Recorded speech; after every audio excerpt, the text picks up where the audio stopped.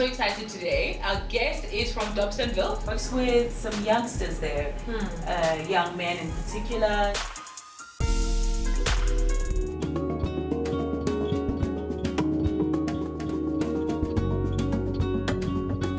Hello to you and a warm welcome to Visionaries. Thank you so much for joining us. Maya Angelou once said, when you learn, teach, and when you get, give. Today's guest does exactly that. Rams Mabote wears many hats, but in a nutshell, he builds reputation and he's encouraging young men in this country to live lives of integrity. He joins us today to tell us all about it. Rams, it's such a pleasure. Thank you so much for joining us. Thank you for Welcome. having me. Dobsonville is in the house.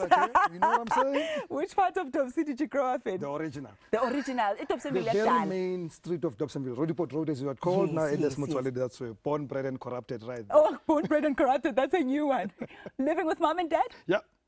Still alive. Yeah. 83 and 78 respectively. What a blessing. Yeah, And yeah. any siblings? One brother. One brother. Only one brother. Ni Who's my close best or friend. oh, He is that's my good. buddy. That's He's my good. buddy, yes. What were you like as a child growing up? Because I look at you today, you are very confident, nice and talkative, very self-assured. Were you always like that? No. The three childhoods of mine. A young boy, completely reserved, shy, just a bookworm. Then I met politics, student politics at high school. Wow. That changed my world completely. I became an activist.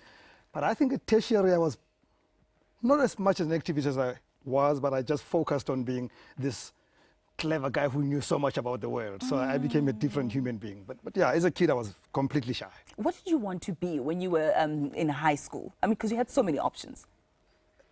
A chemical engineer. Yeah. And it's a sad story, actually. I was an A student.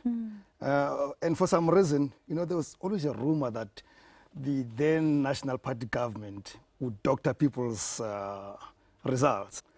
I got A's all my life until my final exams, and I got G's. And I knew at that point something's amiss. There's no way. My teachers would attest that I was the one guy who should have. I had 2 bursaries. But I'm grateful I didn't become an engineer. I would have been bored dead in a laboratory. I was not meant to be that. So gratefully, I went to do journalism, and I think that's when I came out. Tell me about that. Very interesting story of how I ended up doing it. So I had written a story as a freelance writer for the Sowetan while I was still at school, at Matric. So one of my teachers said, you know, we saw your story. Why don't you pursue this? You'd be even better as a writer because you write very well. But I thought, what do I do? I visited a guy at the Sowetan who said to me, the best place to study journalism is at a technicon. Don't go to university. They teach you to think. They don't teach you to write. Go and learn how to write. I then applied everywhere, got admitted literally on the Friday before the class started the next Monday. Amazing story. Come from parents, working class, no money. They had to actually get some money to get me to Durban in a weekend. Wow. In a weekend. So far from home. Yeah, first time getting out in some, I got a train ride to Durban, 80 bucks, I still remember very well. Wow. And I got there, and all I was left with between registration money and so I paid registration, and I was left with 50 bucks in my pocket, which lasted 2 weeks in my pocket. I don't know how I survived, but I had that 50 bucks for another 2 weeks. My word. Yeah. And then you go on and study journalism. And after your studies, you do so many things. Maybe you can tell me in chronological order. But at some point, stage actor, of course, journalism, public relations, advisor on current affairs. You were a lecturer at some stage. I know you were teaching my boss. In fact, we were talking about that as well. So many different things that all have to do, of course, with media communication. Yeah. But maybe tell me what was the common thread and what was happening at that time? The stage actor happened while I was still at high school. Okay. So that happened then, and I think that's when I came out. That's when I realized I can do public work. Because the boy before then would never have been seen in public. But the common thread in everything else really was communicating. When I look at all my life, I've been just communicating with human beings, taking messages and passing them on, or crafting messages for other people. So I started as a journalist. I worked for a few newspapers, including the Cape Times, the Sunday Times, the Star, then branched into PR. Absolutely no clue about PR, but it was my own business with a partner. Wow. So I was 27 when I quit journalism to go and start a business, which was successful. Never lost a cent from the day we started, did exceptionally well. And then one day a client came to me with personal crisis. And I thought, well, I've never done crisis, but we can see if we can help you. Did exceptionally great for this client, and that's when I got interested in reputation management. I then started honing myself around that space. It's better to manage your reputation before things go wrong, and we're all human. Messing up is an equal opportunity thing. We're all going to mess up at some point in our lives. Yeah. We will, and we'll repeat. We'll do Yes. another mess up. It's just human. Yeah. It's how you come out of it, how you come back from it. And the rest, as they say, is history. I've worked with cabinet ministers, with CEOs, with so many people doing that work. That's my forte now. In fact, we have a picture of you and the late great statesman, Udad Nelson Mandela. Yes. Tell me a little bit about that encounter and what that was all about. Very special picture, actually. Very last days of myself as a journalist. I was working for The Star. 1997, that picture was taken at his house. I can't remember the story, but he had a press conference. And just as about to leave, he says to me, "Are you sure you don't want to take a picture with me?" And that's what happened. And you were like, I didn't want to ask, but You know, there's the picture. In and fact, that's 1997, that picture's very last days of mine in journalism before I left into PR. Yeah. And then when you then move on to public relations, what sort of future did you envisage? Or was it just one of those things that, you know, I feel like there's a direction that I want to take. Let me see where it goes. Embarrassed to say I was going to build the biggest PR agency in Africa. That was the plan. You know, the Westcliff Hotel, I always saw it as my office one day. That huge office with so many strands of the PR company. And that dream died when I got to a point that I thought PR has lost its respect. Every second building you walk into is a PR agency. And I thought that watered down the respectability of the craft. I did not want to be one of many. I thought, I don't want this anymore. It's okay, let them come in, let everybody who thinks they can do PR do it. I'm off. All right, I want to find out when you then said, I'm off, where did you go to next? And we'll have to park that for now. When we come back, what happened? We'll find out.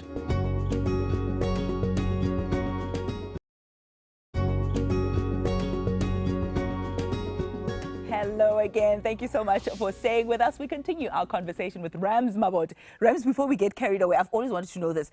Rams, like Kilibizo, like a proper ikama or a short for Can we something? go to the next question? I'm Rams. I'm Rams. I know it's your. My mom calls me Rams, so I'm Rams. Okay, no, if your mom, I'm with the mom. I'm with the mom on this one. But getting back to the more important things here, tell me a little bit about brand and reputation management. How did you find that as a niche? Just before the break, you told us that, you know, you looked at this PR thing and you thought, it's so oversaturated now, market yakona, I want to try something new. Where do you find that niche yako?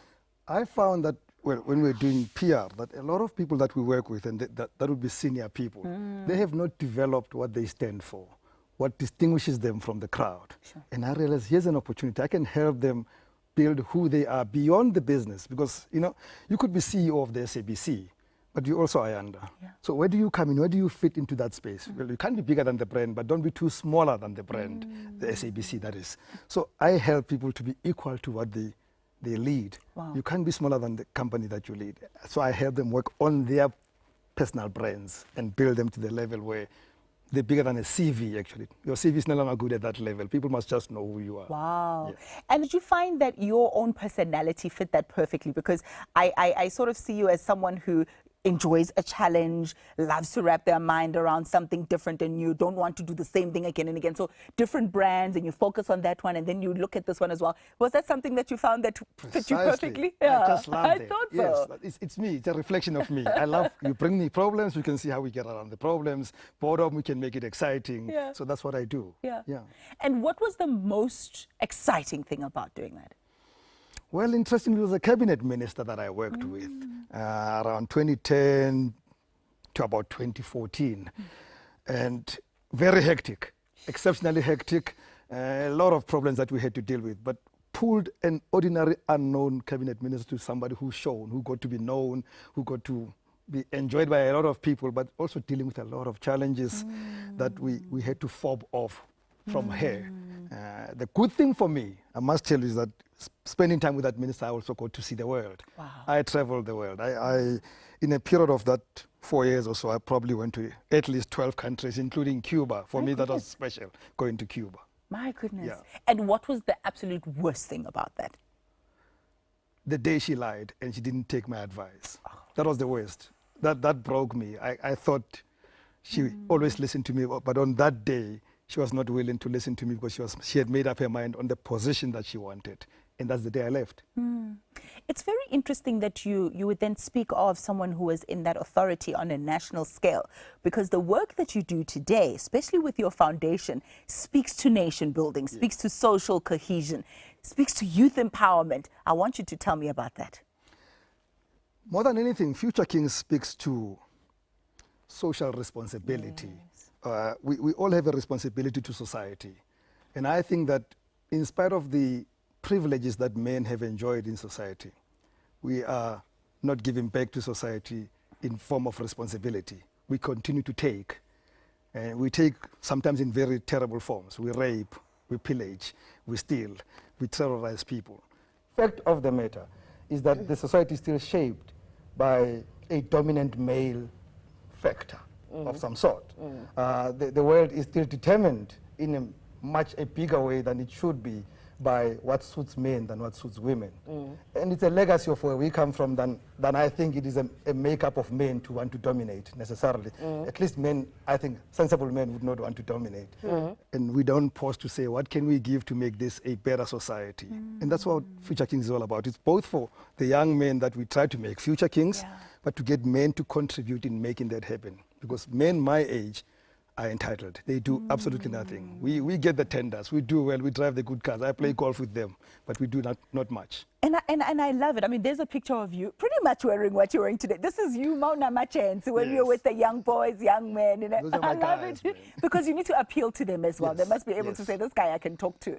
Which is very important because we're dealing with fatherlessness in this country. It's rampant, it's rife. Yes. You know, you go to the prisons, you speak to some of the men who are incarcerated, and they'll tell you, I never knew Baba. Or he was there, but he might as well have not been. It's a you common know? thread. Yeah. We don't exist as Abobab.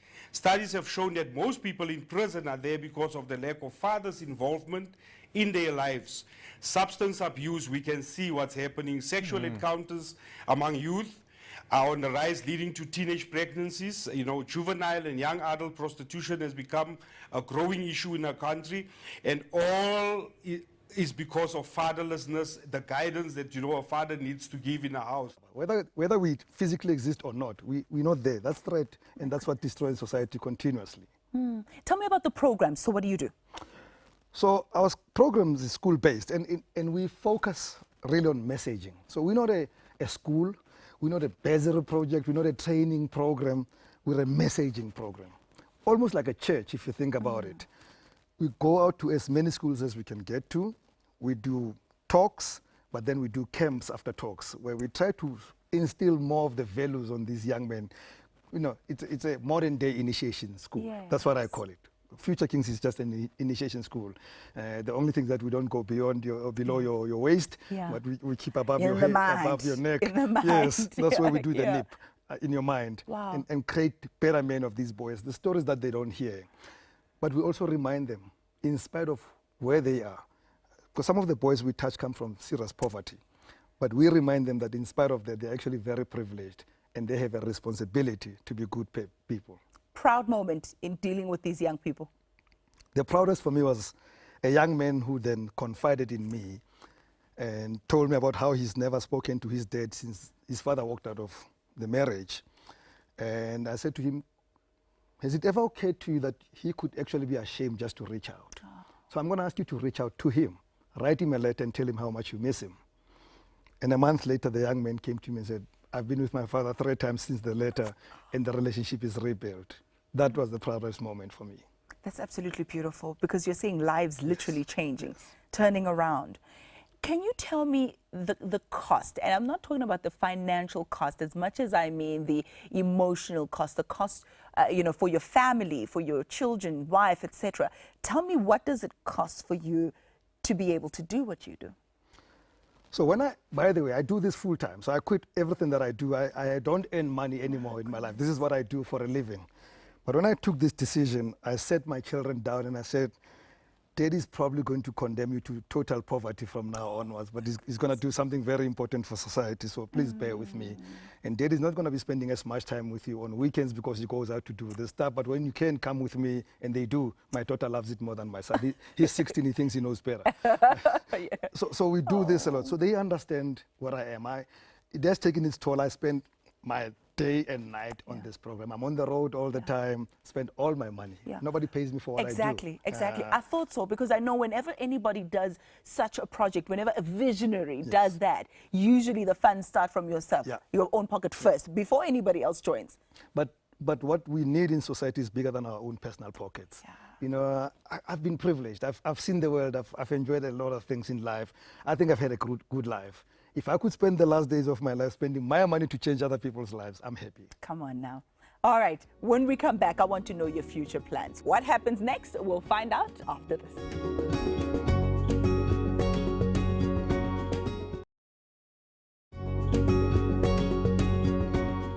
Hello. We continue our conversation with Rams Mabote. And Rams, just before the break, we were really talking about your organization and the work that you're doing. Yeah. I know you've got a cap on the other side, and that's the Dobsonville in us, Chovicho showing us. Be that guy, that hashtag, what does it mean? So, you know, there is this thing that people use when they don't like what you're doing, or they think you're doing badly. They say, don't be that guy. Yes. And I'm saying, actually, there's a time when we need to be that guy. And the guy we're talking about here is the guy who chooses not to smoke a cigarette for 5 minutes, or the guy who chooses not to fondle girls in a school bus or in a toilet, the guy who chooses not to terrorize a woman who's jogging in the morning at 5 o'clock. Just be that guy that makes this place a better place that we can live in. Be that guy that does not have to fit in with the wrong people. Yeah. Just be that guy. Yeah. It's for your own good. I was eavesdropping earlier, and I heard you say that, in fact, you're so much of that guy that even on the road, as Cruzela go left, you watch the rest of us zooming by, awufuni matikiti, awufuni drivers, any Metro Police officer. So it's important even in the little things. Every little thing. Let me tell you this. I don't even recognize this thing of right of way. Yeah. If you are wrong and I have right of way, I still give you right of way. Yeah. Because what's the point of this fight? It's going to disturb me for 5 seconds only. But if I took you on, we're probably going to be unhappy, the both of us, for a long time, and maybe one of us dead. Yeah, agreed. Yeah. So just be that guy. You don't lose anything. Absolutely not. You gain so much. Yeah. Peace. Peace of mind. So what do you still hope to achieve going forward? To reach 100,000 boys every year. My goodness. To reach 10,000 men to be mentors to these 100,000 boys every year. And hopefully, if we get it right in the next 5 years, then to take it outside South Africa to reach other places in the continent. I love it. Yeah. I love it already. Tell me now, in order to do that, we go back to that cost, the wherewithal to get that right. It's your own resources that you're spending. It's the money you're going without because you're not focusing on the work. Do you have that chutzpah, that dogged determination to keep going? Without a doubt. Look, if I died now, people are going to find out scary stuff. You know, I owe nothing anymore because I've dedicated my life to this. But that's fine. Don't worry. But this program, the world has changed now. And I've decided that I do go out to ask for donations. Yeah. They're not coming in. So we now have decided to start looking at self-funding projects. Yes. We're going to create programs that will make money to run the project on its own. So it will take us a bit of time. Most of them are tech-based. The world has gone tech. There's a friend of mine who's in the space of tech and is helping me to create some of these things. They may need a little injection to start them, but from that moment they will make their own money so that the project can run. There's so many people knocking on doors of donors. So I'm not going to be unhappy that donors don't give us money. They give other people the money. Yeah. So if I don't get it, it's not about me. It's probably because they're just stretched. But we can make our own money. And I'm going to find that way. I'm going to make sure that we make 10 million rand every year to reach these boys. Yeah. Donor independence is the future. Completely. Tell me now, when do you switch off? Because when you're starting a new venture and it's gaining momentum, you just keep working and working and working. And burnout is real. It's a real thing. When do you switch off? And when you do, what do you do for fun? Okay, I used to switch off by traveling for holiday, but I've donated the money back to the project, so I can't travel anymore. So no overseas trips for you overseas anymore? Trips. Oh, goodness. But I play golf, and I play lots of golf. That's what keeps me sane. At least twice a week, I'm on the golf course. I read a lot. I was telling somebody for the sins, I'm going to say it right here, I don't watch much TV. Yeah. So if I'm not doing anything else, I'm reading a book, and that's all I do. So I don't chances play are golf. people are going to watch this episode and have to call you to say, so what You're on TV? TV, yes, 'Cause something you're like not that. It has watching happened it. so many times. But I will watch. I will watch myself on Oh, TV. It's I a bit love embarrassing, but I'll watch myself. Talking about embarrassing things, I want to know what has been your most embarrassing moment? I don't know, embarrassing, but yeah. So I'm driving with my son. He's a 5-year-old, and there's bad lightning. And he says, "Dad, does lightning kill?" I say, "It's probably the worst killer in the world." Yeah. He keeps quiet and he says, "So who makes lightning?" But he's a 5-year-old. I'm taking Yeah. him to school. He must just shut up. So I say, "It's God." Yeah. And he says, "Does God kill people?" Oh, wow. Don't do this to me. Do not do this to me. We are going to go to 1 + 1. I Yeah. felt from that moment, never give shortcut answers. Never. Exactly. And they're smarter than we think, these Yes. little guys. Yes. They really are. So now I give him scientific answer. I don't Yeah. care whether he understands or not, but I'll give him the right answer. Yeah. Yes. Yeah. I love that. And then that will help him to just think about it Good. for the We're next all hour good. or two. Talking about an hour or two, that's an hour or two we don't have. We've fast run out of time. Thank you very much for joining us. It's been a privilege. Thank you so much. Very much, and continue doing the amazing work. I think in season 4 or 5, we'll catch up with you later. I have no doubt that you'll be doing those great things that we spoke about. Thank you, Ayanda. Let's leave it there, at least for the time being. Thank you very much for joining us. We'll see you again next week. Bye for now. South Africa, and indeed the world, has many problems. We're all battling with one thing or another from time to time. It could be money, it could be family relations, it could be our jobs. But if we all paused for a second and realize that at some point all of us have some privileges, all of us are better than the next person, and we took a moment to do something good for somebody else, it would mean a lot to the world. So I'm asking you to be that guy. Do something good for somebody else.